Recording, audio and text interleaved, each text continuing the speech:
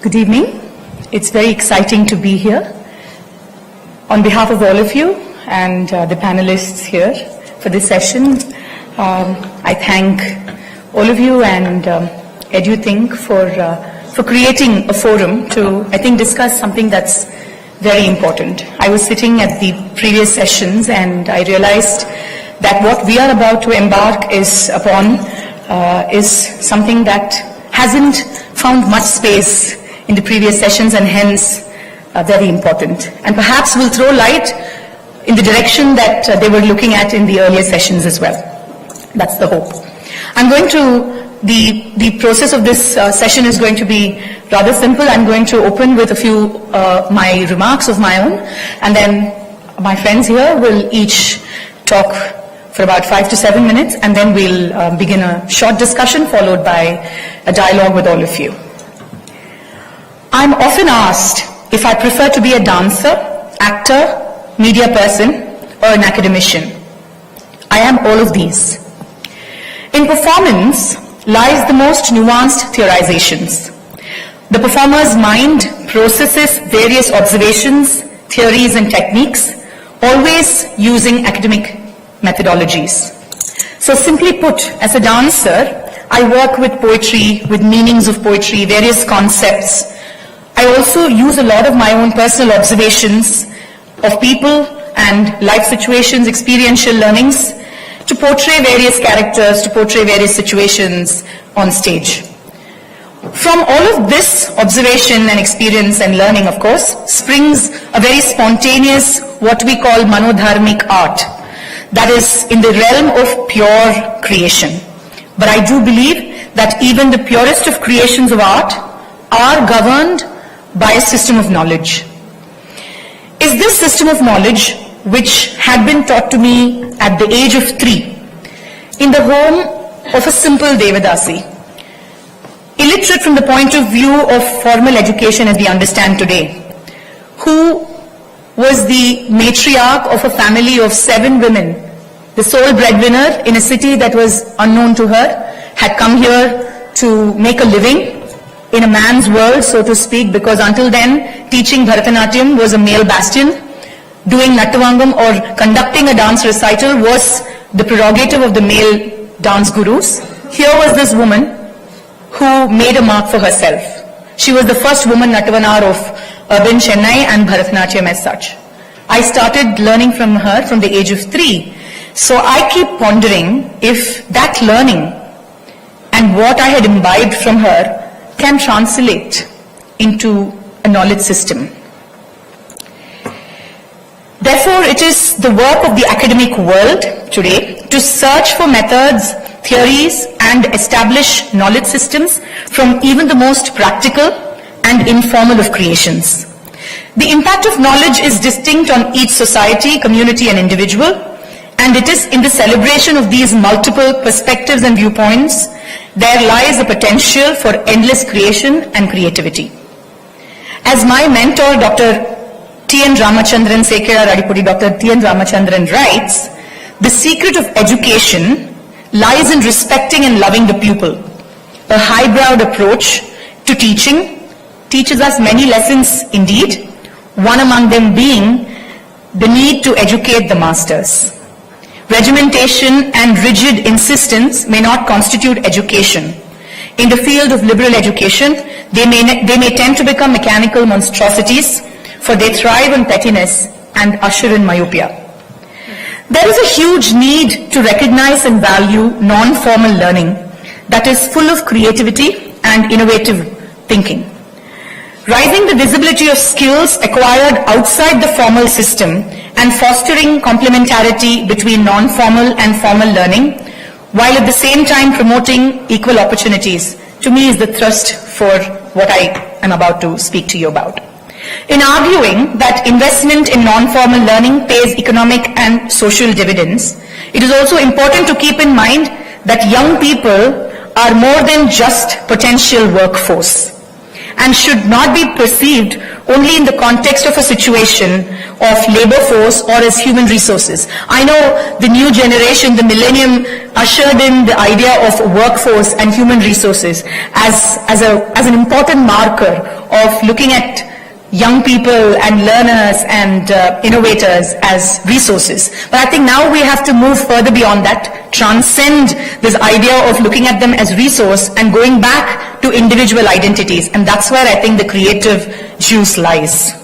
Among young people are potential philosophers, artists, writers, entrepreneurs, craftsmen, innovators, scientists, people who will create, who will constitute, who will continue India's culturally rich traditions.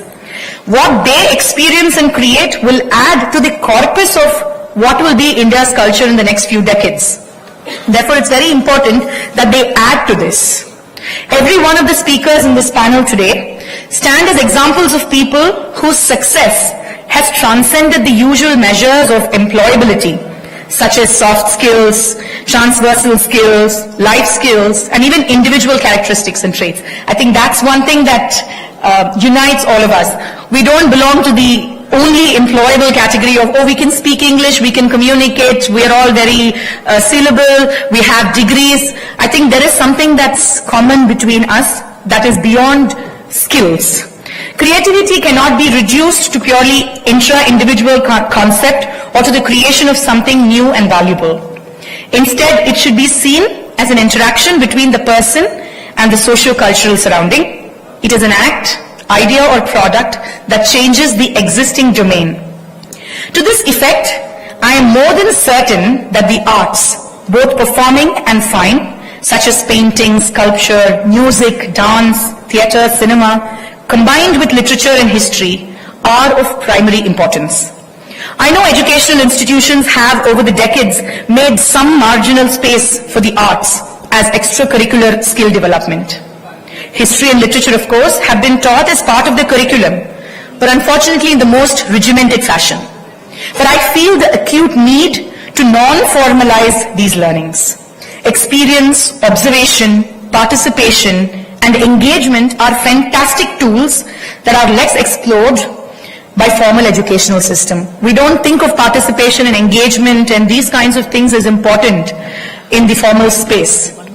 History and literature taught through dance, music, drama, or painting, for example, has the higher potential of getting absorbed and producing a creative individual. Creative thinking leads to improvements in the capacity of problem solving, and also all these other skills that we constantly aspire for through formal education can be very easily acquired by learning the arts within the formal space, but in an informal way. Because I think the Gurukulam system of learning, which is far less formal, has a great potential to be explored within the formal space. I think that is something that we really haven't looked at more seriously. I know we call many of our institutions e-Gurukul or that Gurukul. I think it's just a name that we use, but the structure of informal learning, the structure of imparting has not been really imbibed, I think, quite well. For example, all of us, through being artists or being people engaged with the arts, in one way or the other are proficient in our mother tongues. We also have picked up at least more than one language in the process of being artists. I mean, we know how to learn. So learning to learn is a skill that we've developed. We also have digital competency. You know, in this day and age, every artist is their own manager, producer, curator. So you're not anymore in the space of being just an artist. So it does make you more competent in those basic aspects of science and technology. We of course have social and civic competencies. Sense of initiative and entrepreneurship, of course. We're traveling everywhere, and therefore you have to be your own, like I said, you have to be your own manager, you have to be your own agent. And even if you're not, interacting with agents from across the world necessarily makes you competent and gives you life skills that you would otherwise have to pay through your nose and learn in an institution. Right? So adding to all this, you also have cultural experience and the ability to express. So explaining non-formal education to educators, therefore, becomes more important, because I don't think educators would be very happy about non-formal education, because that leaves them less powerful.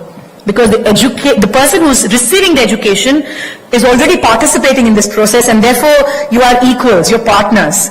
And that leaves you in a space of less power, which is why I think it's important to address education, non-formal education to educators, it is important to understand and demonstrate that the competency gained through non-formal education is wide and from different areas, and therefore not limited to soft skills.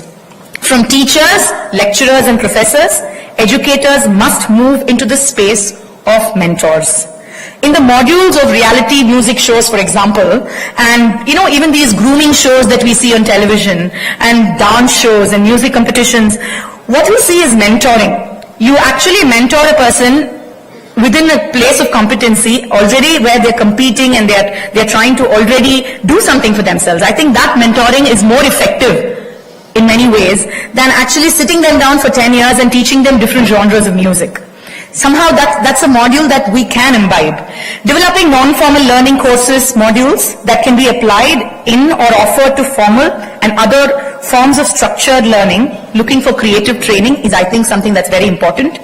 Offering non-formal learning as a set of experiences to support their formal education. Every engineer, if I can take the liberty, my guru, as I said, not educated, but she would often say, it's okay if everybody who learns from me doesn't become a professional Bharatanatyam dancer. She'd say in Tamil, dosa vata kuda kalaina etoda dosa vakano. I don't know, those of you who understand Tamil might be able to absorb that. So she said, anything you embark upon must have an element of your creativity, even if it's only making a dosa. So I think there lies the potential of tapping or helping somebody tap their potential within the creative space. Not everybody has to become an artist. That will leave many of us unemployed, so I'm not advocating that. But I think, and I also at the same time don't believe that arts is not for everybody. Arts is for everybody. But how you use arts, I think, is the key. There are many avenues within art, other than being an artist, that are unexplored. Educational institutions must also look at those. For example, in my institution, we have many other platforms other than performance and teaching. We're looking at investigative learning, we're looking at participation, we're looking at working with the community, we're looking at sustainability, we're looking at interdisciplinary aspects of learning, where my students who are either majors in mathematics or physics or chemistry are bringing their own knowledge to the arts. And so these kinds of informal spaces, I feel, have a lot more potential today, considering that we are in an age of Google gurus and, everybody is a historian on Facebook. We were just talking about it. So I think everybody loves history. Everybody loves to dabble with a little bit of literature. I see so many amateur poetry forums. But what we need to infuse is some skill, some method in them. And that can be done in a most non-formal, yet very fun way, and responsibly, only if we look at arts as a serious participant in education, not as an extracurricular, co-curricular, as a skill that can be developed and can be an additional advantage, but actually as a serious participant in learning science, math, what have you. So ultimately I'd like to round off, because each of them are going to bring another perspective to the table. So I'm not touching upon those aspects, but we will have hopefully a good discussion after all of them finish talking. I'd like to round off by saying that creating empathetic youth and workforce, although I don't like the term workforce, individuals, let's say, creating empathetic youth and individuals is as important as creating creative people. Only the engagement with arts, history and literature with plural perspectives will help develop empathetic individuals. So when I say arts, I know in the previous session somebody raised a question. Also, when we say moral values, then there's a question of what kind of moral values. They will have a certain lenience towards, lineage towards a particular faith, and therefore it's problematic.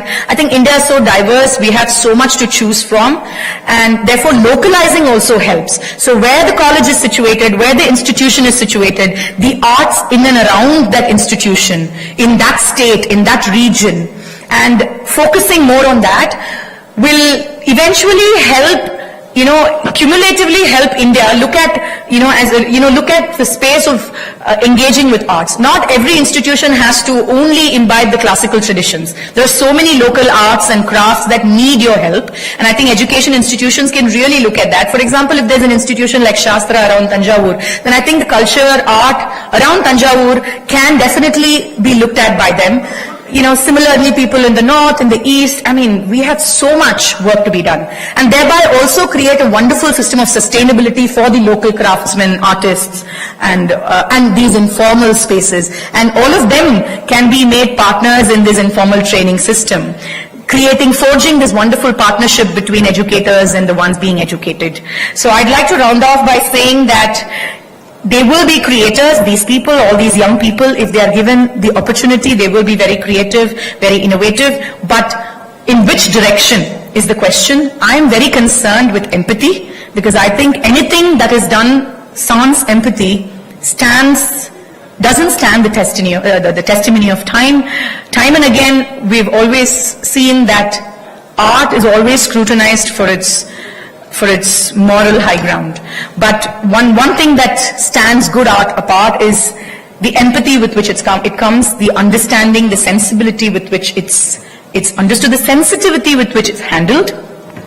So when we help mentor young people who encounter global cultures, as in the previous session they were talking about young people traveling abroad, nobody can stop them from doing so. We don't have to either, but neither will they be swept off their feet nor become too complacent to learn if they are well equipped with some kind of creative, cultural, historical, literary background that grounds them only enough, not grounded as in grounded, but grounds them enough to not become complacent and then not also be swept off their feet.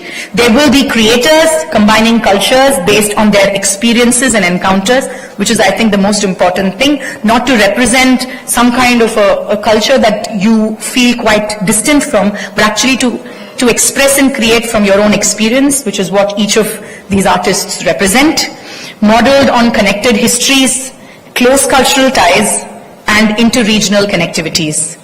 I'm making this a very broad introduction simply because I know that each of them are going to come with a set of their own experiences. I have some to share of my own, which I will during the course of our discussion. With this, I think I'll invite Sharon to share her experiences as an art curator and somebody who's constantly creating a space to engage with younger people. I know that her forum in Aparo Galleries is always making space for a non-formal space of learning. Therefore, I think she can throw more light on that. Thank you.